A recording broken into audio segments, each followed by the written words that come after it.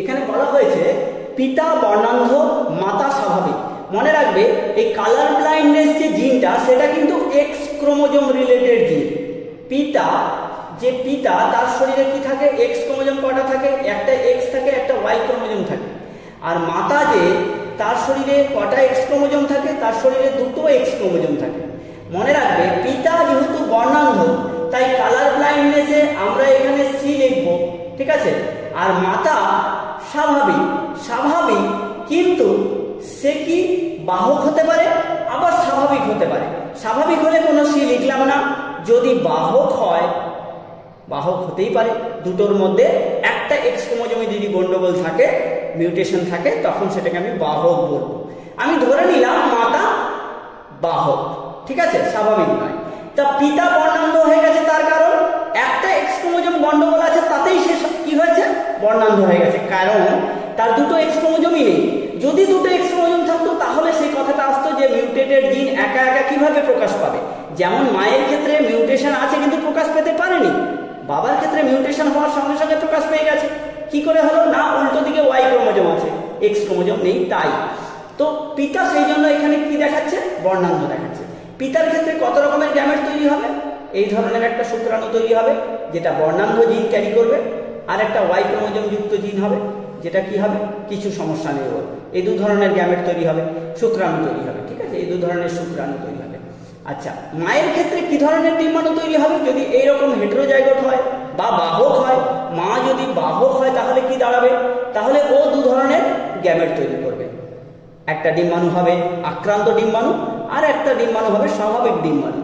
এইবার ভাগ্যক্রমে কি দাঁড়াচ্ছে, দুটোর মধ্যে যদি আমি জেনেটিক চেকার বোর্ড তৈরি করি তাহলে কি দাঁড়াচ্ছে, যদি এইরকম হয় তাহলে পিতার ক্ষেত্রে কি হচ্ছে, একটা আক্রান্ত একটা ওয়াই, মায়ের ক্ষেত্রে দুটোই এক্স ক্রোমোজোম আসবে, একটাতে গন্ডগোল আছে, তাহলে এই দুটো এক্স মিলে কি হবে, গন্ডগোলে দুটো মিলে গেল একসঙ্গে, এইটা হলো ওয়াই, এবার এক্স, এবার এক্স ওয়াই।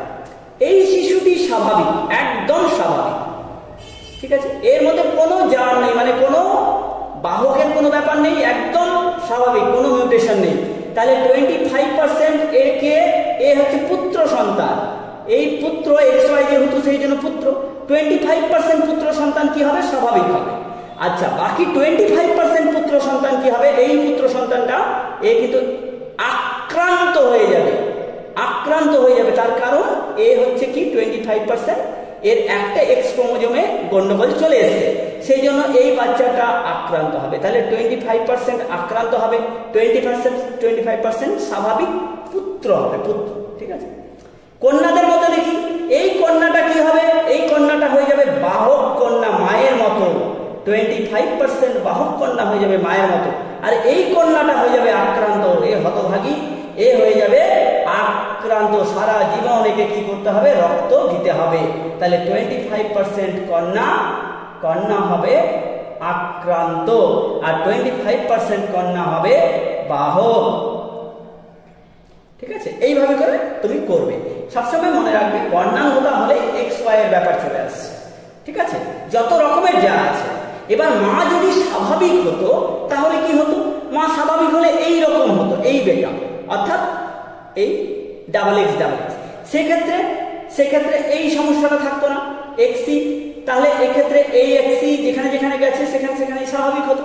তাহলে কি হয়ে যেত, এই সন্তানটাও কি হয়ে যেত, পুত্র সন্তানটাও আর আক্রান্ত হতো না, এই পুত্র সন্তানটাও কি হতো, নিচেরটার মতো স্বাভাবিক হয়ে যেত। মানে 50% পুত্র সন্তান বা পুত্র সন্তান সব 100% পুত্র সন্তান, যে দুটো পুত্র সন্তান হবে বা 100% পুত্র সন্তান যখনই হবে তখনই তারা কি হবে না, স্বাভাবিক হবে, স্বাভাবিক, ঠিক আছে। কিন্তু এটার মধ্যে কোনো পরিবর্তন হলো না, কি হলো, এ বাহক হয়ে গেল, আক্রান্ত কোনো কন্যা থাকবে না, আক্রান্ত হতভাগা কন্যা থাকবে না, বাকি 50% কি হবে, কন্যা বাহক হবে। তাহলে 50% কন্যা হয়ে গেল বাহক, এই দুটো বাহক আর এই দুটো স্বাভাবিক। তাহলে যদি মা স্বাভাবিক হয় এবং সে যদি বাহক না হয় তাহলে 50%, আর পিতা যদি বর্ণান্ধ থাকে তাহলে কিন্তু স্বাভাবিক 50% কন্যা পুত্র সন্তান যারা আছে সবাই স্বাভাবিক হবে, আর কন্যা সন্তান সবাই বাহক হয়ে যাবে।